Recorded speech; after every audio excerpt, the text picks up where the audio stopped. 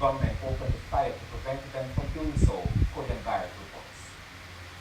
Horror for residents of Smith Lane and James Street in central Kingston.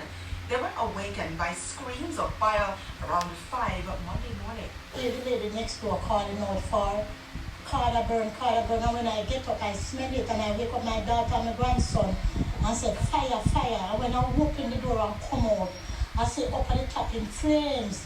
And then she run out and said, bad word, fire this. 6 houses were destroyed and 4 others damaged. There are about 30 people. It looks like we're homeless right now. Could be more. And of the 30, there are about 8 or so who are elderly. There are about 12 or so who are children ranging from, I think, 18 months to about 16. And probably are back to school and just completely traumatized. Amid the confusion caused by the fires, a barrage of gunshots rang out, forcing residents to take cover. And the people them start coming for help. They start coming for help. And then we run out of it, and when we run out of it, we start to hear gunshot, and a man alone said to me, say, Mommy, don't go cross. And we lean back on one next door wall and say, Lord, help me, Lord, help me. Help me, they don't. Sometimes they say, where the fireman, where the police, and no police, no fireman, till about quarter to 5. The things up on the road, or next to it, I don't know if I just go and I go to my back to the door. I back the door. And then I go and talk till I go out, and I couldn't come out. The PNP caretaker for Central Kingston, Imani Duncan Price, says residents are fearful it will happen again. Because they've been told that it's not over. This is following on last week Tuesday, where there was a complete gunfire from between Wildman Street and Smith Lane last week Tuesday. The police were on spot, thank God, so nobody died. But the police were also under fire from the man there. The affected residents said they lost all their possessions and are in desperate need of assistance. I'm asking for the mayor of Kingston, who has the resources to call upon the trucks to help to clear the land, because there are young men here who have to rebuild, or to clear the land. They will help too. I'm asking for the relief programs to come and help them with mattresses, with food, a little cash today, so that people can just have something to eat, because their money burned up in their homes. These are hardworking Jamaicans, literally. Codian Barrett for TVJ News. Over $30 million. That's how much farmers in St. Catherine say they've lost due to the real cobra contamination. But will they be compensated? As Felicia Williams reports, the Rural Agricultural Development Authority RADA is currently doing its own assessment of the damage. Vultures fishing for their next meal, and here it's bountiful, hundreds of pounds of dead fish. I lose over 600,000 baby fries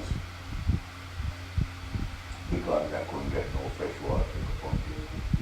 And I also lose another 500 pounds of big fish. We were told it's a ripple effect of the real cobra contamination.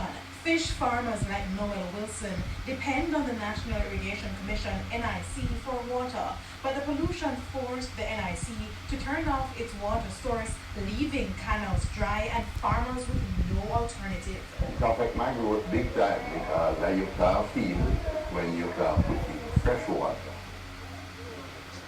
And it cut back my production for 3 weeks. Mr. Wilson is among dozens of farmers affected by the water lock-off. On Friday, farmers in Salt Pond, St. Catherine appealed for compensation, which is why the Rural Agricultural Development Authority RADA toured sections of the parish on Monday to see how badly farmers have been affected. We are here today to do an assessment to see how much, how severe that impact is, with a view to be able to put some value to it and to look at whatever possibilities there is for assistance for these farmers. With the water now back in these canals, farmers are able to do a proper assessment of the losses. I can tell you it has already exceeded $30 million, and it's just now for myself and his agent, Ms. Tavia Holness, the extension officer, to go over the plots that we have visited to confirm what we have seen, and we can give proper evidence that we have lost this amount of funds. As for Noel Wilson, the losses at his fish farm have been estimated at about $4 million. They give me half of what I lose, I'll be very glad, because this happened from time to time. We want to make sure that within 2 days, if by the end of this week, we would have had a comprehensive, data pack, so that we'll be able to put it on to the other superior authorities who will take a definitive decision based on our recommendations. Kelisha Williams, TVJ News. The nation has been put on alert regarding the heat, with the Minister of Health warning against sun exposure. So, what can you do to cool off from the sweltering temperature? Well, here's Antonio. It's something most people can relate to. The fan is turned on inside your house, but instead of cool air, it's the opposite. Buildings absorb the heat throughout the day, and they push it out as the evening goes down, so you find a lot of heat generated and compressing in the area. There are several contributing factors, among them climate change and inadequate green space. Some experts also point to poor building practices. Dr. Jenna Blackwood is landscape architect. There is a concern that the current building practices that people maybe have forgotten about building with the climate in mind. But what exactly should Jamaicans be doing?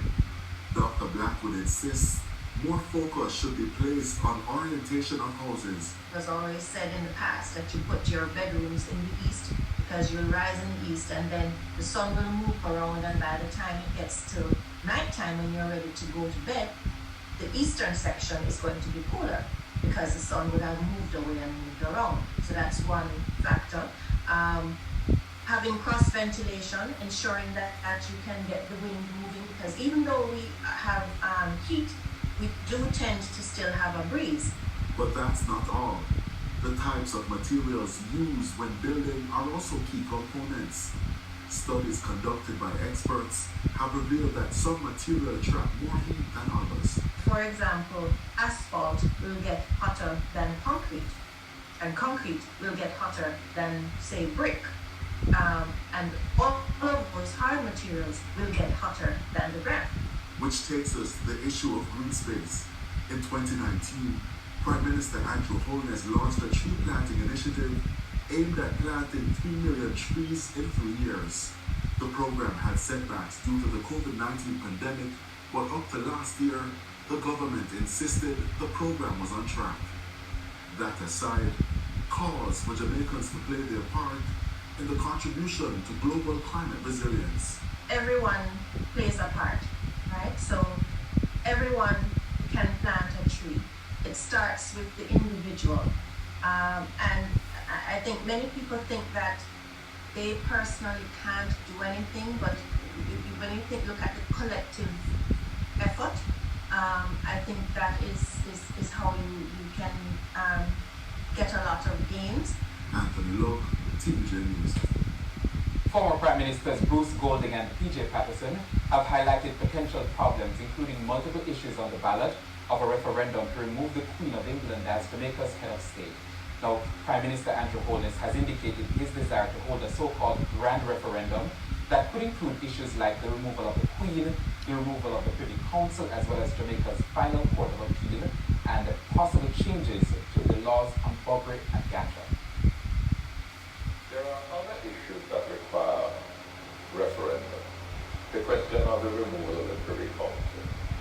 Now,